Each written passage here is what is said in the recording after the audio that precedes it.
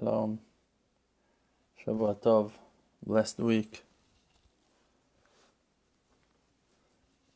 Days are interesting. Days are are packed with feelings, with emotions. Days are overwhelming from side of news, and you hear about this whole coronavirus plague that no one can ignore. Like everyone are running their lives based on this reality that is surrounding all of us, and we can just talk from the heart and find solutions and clarifications for ourselves, for our own minds, to see how to deal with this reality. Many people's faith is shaky, and people are losing their stability of their mind. What's going on? We're receiving many questions of people that are doubting, and if it might be that really there are such severe judgments and plagues. We got used to the comfort of modern days, and all stories from the past on plagues and hunger and great decrees are something that for us seems to be like ancient history. And here we're finding ourselves in the middle of a storm that we don't know even if we got to the middle of it, or if it's just the early beginning. One thing that I find very important to talk about is false hopes.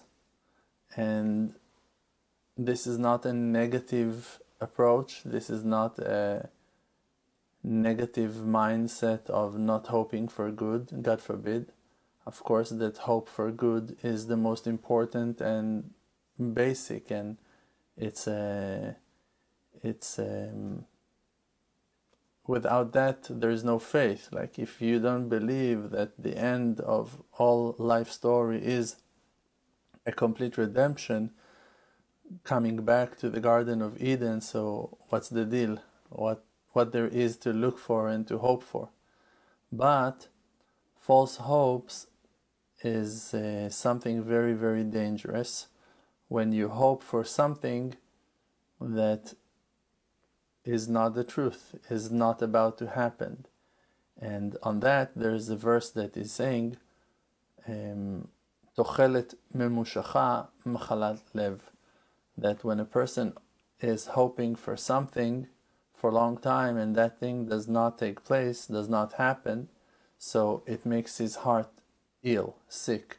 Means that he feels bad. It means that he falls to sadness, to depression, to frustration, to disappointment.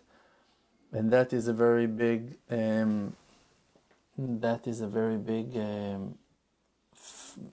sorrow for the person, to hope for something and to see that it does not happen. So when a person should hope for salvation, and when a person should not hope for the salvation, the main thing is that we need to understand how a person can fall to false hopes, and what is the tool to understand if you're hoping for something that not about to happen, or that your hope is based on your faith and on your real emunah in Hashem, and you're just hoping for good to happen. So the main thing is that when people are basing their hopes on other people's words, so then usually those are empty hopes. When people are basing their hopes on promises of people, then usually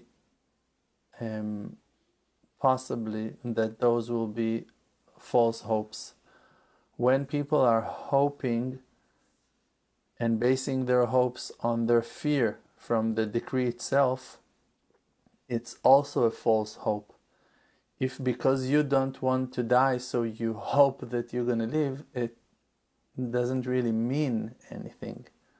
A real true hope must be really connected to the will of God.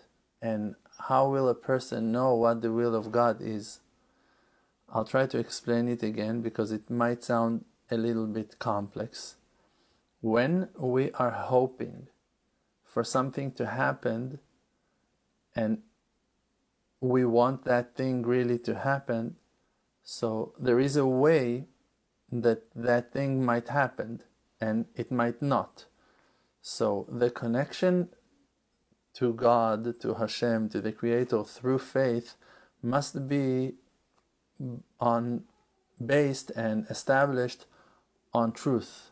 Means realistic faith, means really to be attached and connected to the real will of the Creator, of the one who creates reality. So for that we need to find the way to understand what really He is doing, what really He wants that will happen, and to follow that and to hope for that. So when a person is basing his faith and his hope on fear and on his lack of stability, that he's so terrified and he's so lost and he just don't want to die and he don't want other people to die, and based on that he's hoping that tomorrow will bring great news, it doesn't mean anything. It doesn't mean that tomorrow will bring good news. It doesn't mean that. If you will pray, you might affect the world to become a better place by praying. If you will pray, you can pull down bounty. But we were talking about hope. We were talking about confidence in God. Talking about the word bitachon, that you will feel secure by the hands of God, that you have a certain hope. For that, there are two kinds of hope. There is a real hope, a hope that will bring you to what you hope for, and the false hope, hope that will end with a grief, with feeling of disappointment, that the person will find himself overwhelmed with reality that does not apply to his hopes, that does not apply to his false dreams.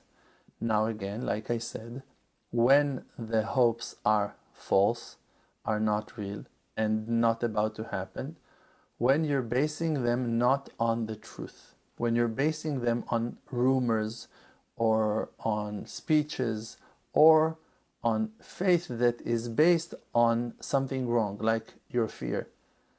You hope that tomorrow will be better because today you feel so bad and you had it and it's enough and you don't want that anymore. That is a false faith. That is a false hope. A real hope is a hope that is based on an inner connection to God. And this is something that the world lost. We lost our simplicity in our connection to God. When people are basing their connection to the Creator, to the one who creates reality, to the one who makes everything move and work and function and exist in the world, based on religion or on other people's methods or words, so then there is no guarantee for that word to be established, to stand, and to be answered properly, to show its truth, unless he was right. But the fact that someone said it does not make it right. The fact that you heard some rabbi talking online does not make his words right. Even if you brought evidence to his claims from the verses, it might be that he's totally wrong, that he's totally off. I remember once I read that there was a decree in Ukraine 230 years ago, something like that, that Jewish children will also join the army and will fight for the Ukraine government army. And Jewish people, because they heard about that decree, and they were very, very religious in those days. They were scared that their kids will be taken to the Ukraine army and of course won't be able to be observant anymore, and for sure also afraid for their lives, that they were not trained to be soldiers and whatever, and they didn't want them to fight for that non-Jewish army. And when people came to Rabbi Nachman of Breslev and they told him, listen, we're scared, there are those rumors that the Ukraine government wants to decree that our children will go and serve in the army, and we're scared from that, but we're not worrying, Hashem won't do that. Like, people came to him and told him, to Rabbi Nachman of Breslev, but Hashem will not do that, the Creator won't take our children to the army.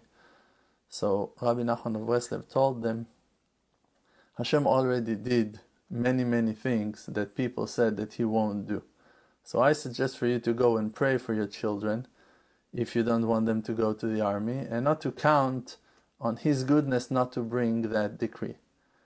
And really, some other details were told in that story, and that decree been postponed for another 18 years. But after 18 years, the Ukraine army started to take the Jewish children to serve as well. So you see that people can have false hopes sometimes that are not apply, that does not fit with reality. So first of all, I suggest, for the sake of our feelings and our emotions, that we won't inherit disappointment, that the first thing that we will do is not to base our faith and our hope on false rumors of certain people that allows themselves to say Mashiach will come this time and Mashiach will come that time and the salvation is already happening and soon Mashiach will come. I say relax.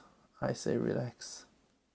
I say let's see how we are being practical with our lives, and how we are putting more time into prayer, and how we are settling our brain to the right place for us to try and understand what really the Creator wants from us and what really the future is bringing. Because to hope that the salvation will happen before Pesach and that Mashiach is already walking in Yerushalayim, I don't say no, I won't reject Mashiach, and I won't refuse to be redeemed before of Pesach.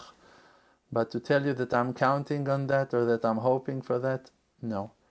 I hope that the Creator will heal our spirits, and I hope that the Creator will bring our mind to a place of deep understanding of what His will is and what really He wants from us, and what should we do to bring that day of redemption, and how can we join hands together and do something powerful and something really illuminating to illuminate the world with light of faith and truth. Just that the weather will change and suddenly there's going to be a redemption, I don't believe in that. I believe in a practical change. I believe in reality. I believe that we should bring the redemption. I believe that our love and the talents of ours, our pure intentions and our goodwill are able to bring the change and to shift our reality to a better place. I believe in people. I believe in love. I believe in all good attributes. I believe that the power that is treasured inside of us is the tool to bring the change that we're all desiring.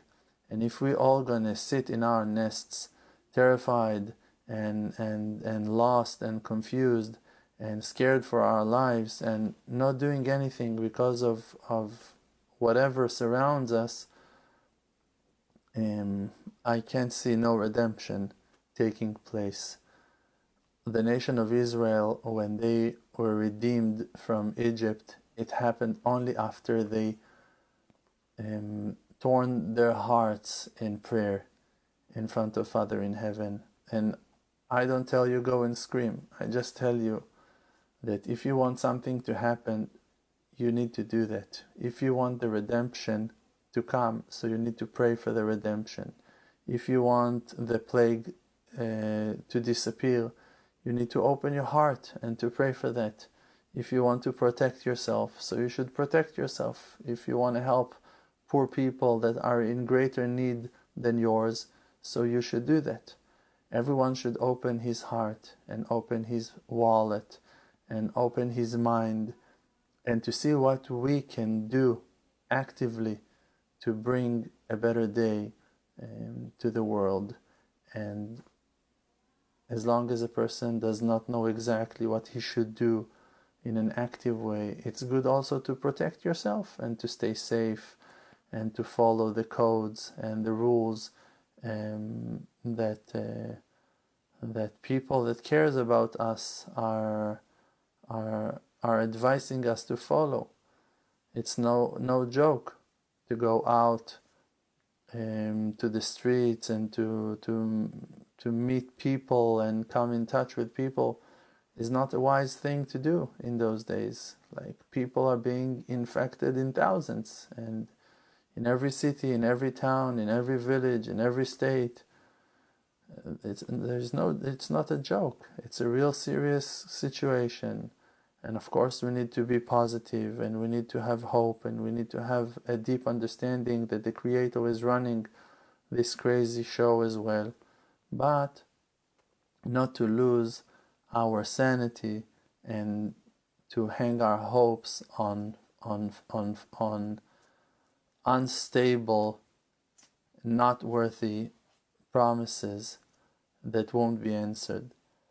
I suggest for people who really wants salvation to come, not to waste time in hoping based on fear and in hoping based on rumors and words of people. Just really to look deep inside and to breathe and to relax and to have a simple conversation with God, and to talk to Him like you talk to your best friend, and to tell Him, listen, we need help here. I need help. My family, they need help. All of us, all the people around us.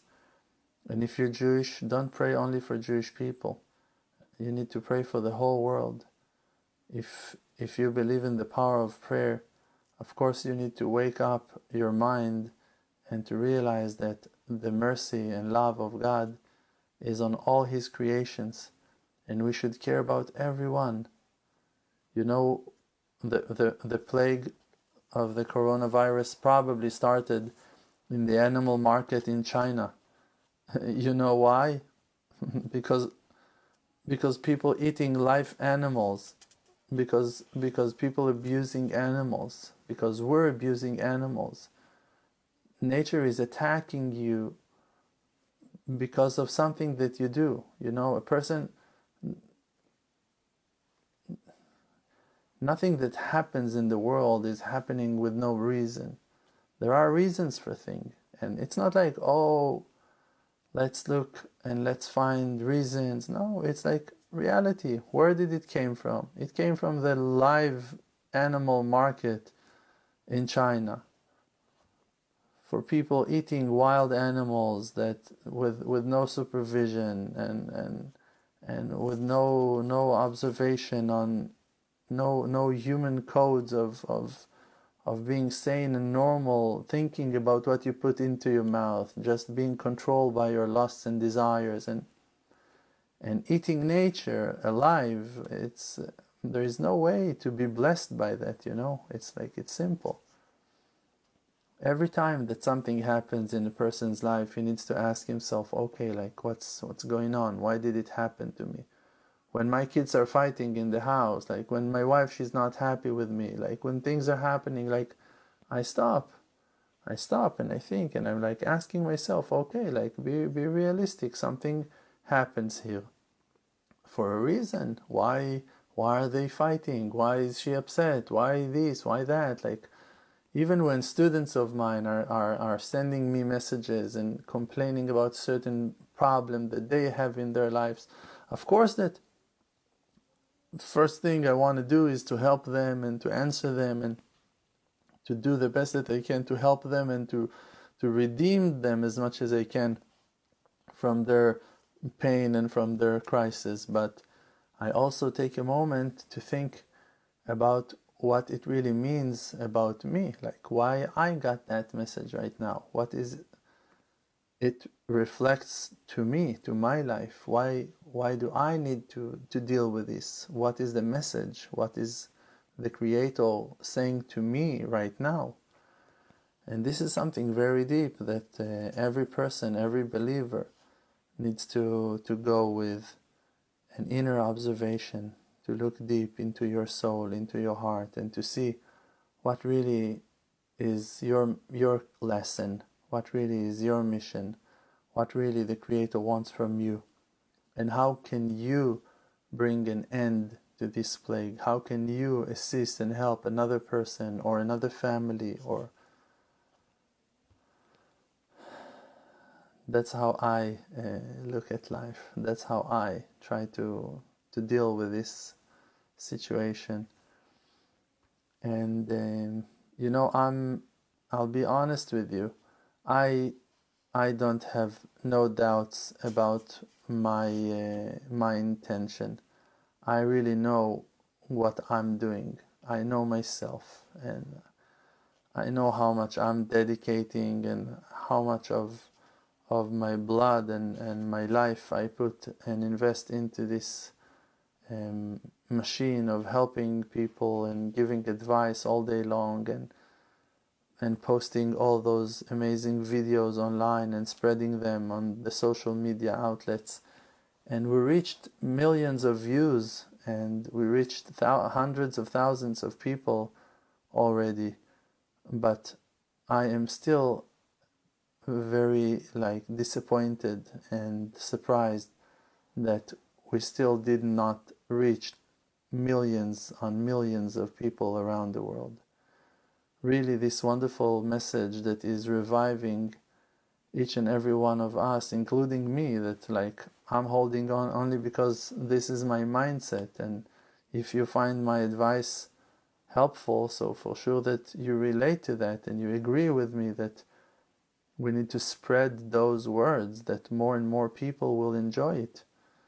So if I can ask, if I may request that from you, for you to think as well about this amazing and super important message, and to see and to find ways how to spread that message, and how to give an access, a lifeline to more and more and more people. And it starts with one, and it continues with the second, and then to the third.